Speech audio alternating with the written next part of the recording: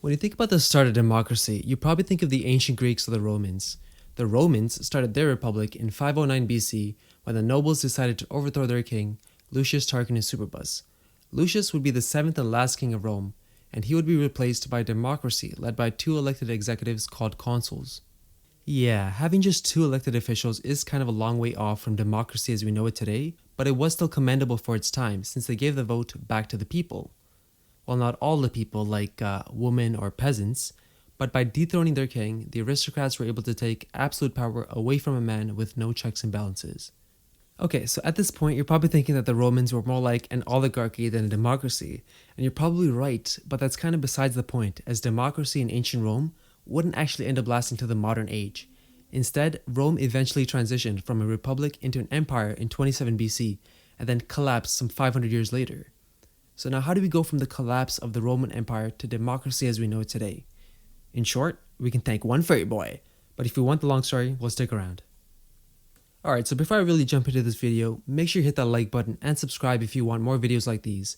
I already know what I want the next video to be, so make sure you're around to see it. If we fast forward 1000 years past the fall of the Western Roman Empire, we find ourselves in medieval Europe. Here, virtually every country is governed by the tried and true method of governing: monarchies and spicy monarchies, also known as feudalism.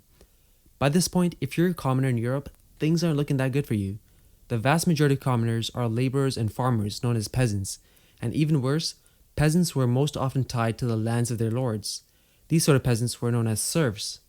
Serfs were bound to work on certain lands and needed permission from their lord to leave that land and to even get married. They were practically slaves in everything but name.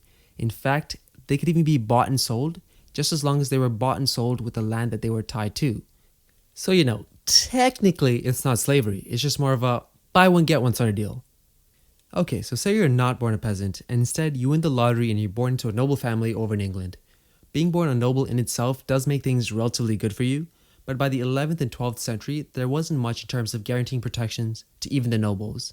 This led to a group of rebel barons to compel the English monarch to sign the Magna Carta in 1215. The Magna Carta protected the barons from illegal imprisonment and gave them access to swift justice, among other things. So that's how things went on for a while. Noblemen would keep on gaining more rights little by little, and peasants would keep on peasanting, and everyone would live together in feudal harmony. Then everything changed when the Flea Nation attacked. You see, Europe could have kept on living in this feudalistic society, but the rodents would just not have that. Scientists believe that rodents began to flee from dried out grasslands in Central Asia to more populated areas where food was easier to come by. Subsequently, rodents began to spread the bacterium Yersinia pestis found in their fleas, which caused the spread of the Black Plague. The Black Plague arrived in England by 1348 and ultimately killed at least 1/3 of the population there. So what does that high mortality rate mean for democracy in Western Europe? Well, ironically, with so many of their neighbors dead, it seemed surviving peasants found themselves with a power that they've never actually had before: bargaining power. With so many workers dead, noblemen were now willing to pay more so that they could have access to the finite resource of manpower. This led to peasants gaining more pay for their work and led to them living healthier lives. With peasants now living better and paying more in taxes since the pandemic, tensions were at an all-time high. These tensions resulted in the Peasants' Revolt of 1381 in England.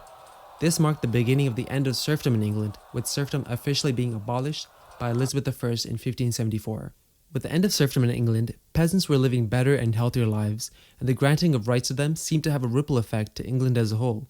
For instance, the Caste Proclamations came into effect in 1610, which further restricted the monarchy's power and strengthened Parliament's powers, as laws could now only be made through them.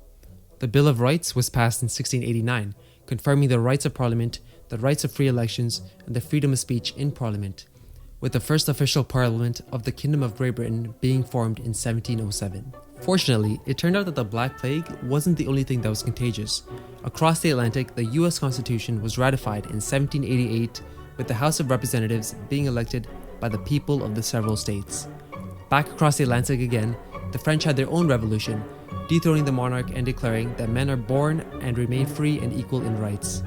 The end of World War I and World War II and the collapse of the Soviet Union saw a dissolution of many monarchies in Europe, and newly freed regions were given the right to self-rule. Now, although the ending of serfdom in England is what initiated democratic progress in Europe, progress wasn't always so straightforward. Oftentimes, democratic progress went backwards, like with Napoleon's rise to power after the French Revolution.